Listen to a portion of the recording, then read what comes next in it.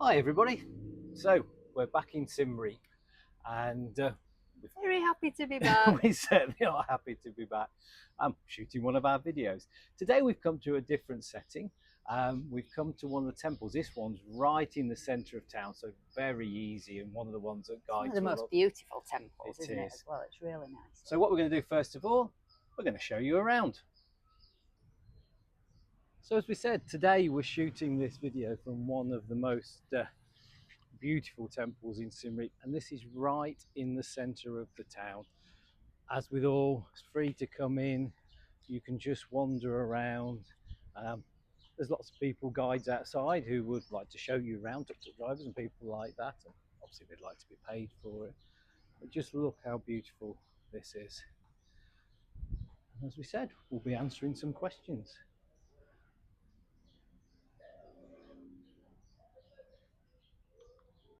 Okay, hope you enjoyed that look around. As I mentioned, there's always guides outside that will talk you around, or you can just come and wander, or you can just come and sit and have a meditate or have a relax. It's a beautiful, serene place to be in the centre of town. So we got asked a question this week, and what we're going to do with these videos now going forward is we're going to do more of a forum of where if you've asked us questions or things come up, we're going to try and answer them from our point of view and probably a bit of our humour added into it, aren't we? Yeah, do our best. So this week we're going to cover two things. First of all, being at a temple, we thought it was a good idea to talk about religion, and particularly Buddhism in Cambodia and the temples. And monks and their way of life. And the monks as well. And then the second one, we were fortunate enough to fly business class coming back over here, and we got asked about that this week, so we're going to cover that as well. So let's start with the temples and the monks and the Buddhism. Do you want to start talk about temples? Yeah, can do. I mean, we've been coming to Asia a lot now, as you know, for the last 8 years, and everywhere that there is Buddhism, there are monks, and we've learned a lot. We've also learned through doing the school, haven't we? Where a lot of the teachers that we've got started out learning their English from the monks. I don't think any of them actually were monks, were they? But they used to stand outside and get all the learnings from them and copy down the teachings that they were doing because they were so eager to learn. But to be a monk, you can do it from as little as 2 weeks, can't you? You can be a monk for 2 weeks. Yeah, I mean, that means, you commit yourself to 2 weeks, you have to have your head shaved off, and you have to... Not your head shaved off, your hair shaved off your head. All right, your hair shaved off. So you have to go to that, and you live with them. But yes, for a minimum of 2 weeks, you can do it. But as Gillian said, it used to be that pretty much the only way you could learn English in Cambodia was through the monasteries, through the temples, because often they would send the monks off to Europe and to other countries, and they'd learn English, and then they'd come back and they would teach it on to others. Obviously now there's a lot of English schools, but there didn't used to be that.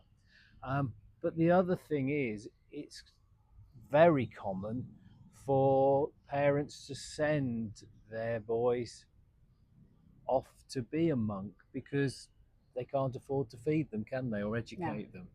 So you see a lot of child monks over here. And again, it's a great way of them getting education, and also the children actually knowing that they're fed and well cared for. So yeah. I mean, and with the temples, is, as I said when I was showing you around, is they're generally all open. You can just walk in and you can access them. You will often, when you get here, you'll see lots of people sitting and eating. They're very much communal areas. Obviously, they jumped in when we had all the situation with the border. It was the temples that opened up, and they became the places where refugees went to. So because the pagodas are huge areas, aren't they? They generally have lots of space. This one being in the town actually doesn't have as much outdoor space, does it? But no. But one of the things that we find quite amusing now is that obviously you think of a monk and you think of them sort of giving everything up, and sort of that whole more solitary life. And now, as you go around the town, you'll usually see them on a mobile phone with a cigarette hanging with a out the mouth. cigarette in the hand, often on the back of Tuk-tuk. a tuk-tuk or a scooter. They don't drive them themselves, and just being normal people, but living amongst life. Um, they still go out in the morning and collect arms, so you'll see them going But round. it used to be 6 a.m. We see them at 9 a.m. now, don't we? Yeah, I don't know if they've started at 6. Well, we're not up to 6, are we? Well, no, but still see them at 9. Yeah, but they might be out at 6. They might be. We don't know. But anyway, yeah, you'll see them still going out, still getting food, and which they take back, and they also do donations, and in return, they give prayers to people. So it's yeah, just a lovely way to be, isn't it? And it always seems so peaceful. Um, so let's cover the second subject then that we got asked about this week. As I say, we flew back business class, and there was a number of things. First of all, because this was the big move, we had a huge amount, well, for us, a huge amount of luggage. So we needed that. So we were looking at whether we would pay for extra bags or do it that way. And when we're doing a long distance, if we can do business class, we will. Now, this one was a very, so we got about a 7 hour flight to Abu Dhabi. We'd literally got 50 minutes in the airport, and then we got an overnight, another 7 hour flight onto to Phnom Penh.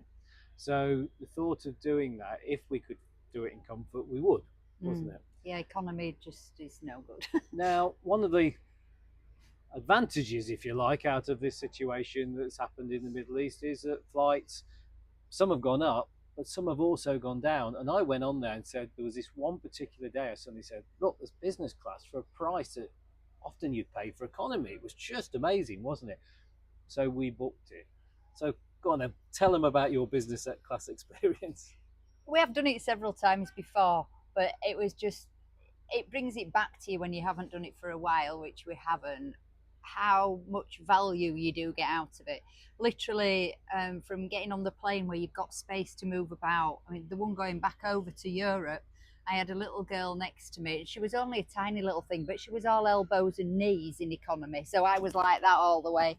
And I could just spread out, input things down, come up to you with a glass of champagne and some nuts. And there's a middle thing that slides up to shut Andrew off so that when he starts snoring, I don't have to listen to him. I know on the second plane that wasn't working. Oh well. No.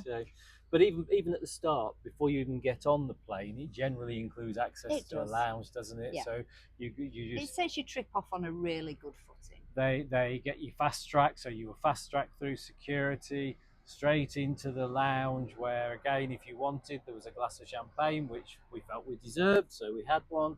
And then, as you say, then you can get on the plane at any time you want to. There's a drink when you get on, and then it's the comfort, isn't it? Yeah, and you get a real a la carte menu that you can choose your meal from. I mean, there was tenderloin steak, there was salmon, and these are proper fillets when they come out. A real salmon fillet, a real tenderloin fillet, on a real plate with real cutlery, with your choice of wine that you want or soft drink. There's a starter, a main course, a dessert, and snacks later on.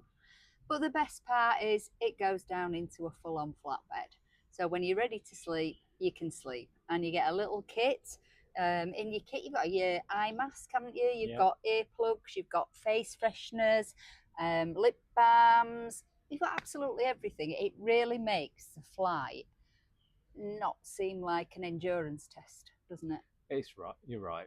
And so, and I understand that some people may comment on the environmental side of it and everything like that. Yeah, we do a lot of traveling, and if we can, I would say we do it by, we sort of have a judgment in our head, don't we? We have a look at the prices. I mean, we're meant to be having a trip later on in the year where we're meant to be going to Canada, which is obviously a long way from here. Now, when we looked at the prices of that, you could buy a small house over here for the price of that. That's not going to happen. So we are business class when it's reasonable. Yeah, we do pick and choose. But if you get it for a reasonable price, then we do like to do it, don't we? It really does. For anybody that hasn't done it, it totally changes your holiday, because you go in there, instead of getting there and feeling absolutely exhausted and writing a day off, you don't get me wrong, you don't get your full 7 hours sleep that you would have in bed. That's impossible. But even if you get 3 or 4, you get there, you've been on a flat bed, and you just feel so much more refreshed and ready to start your trip.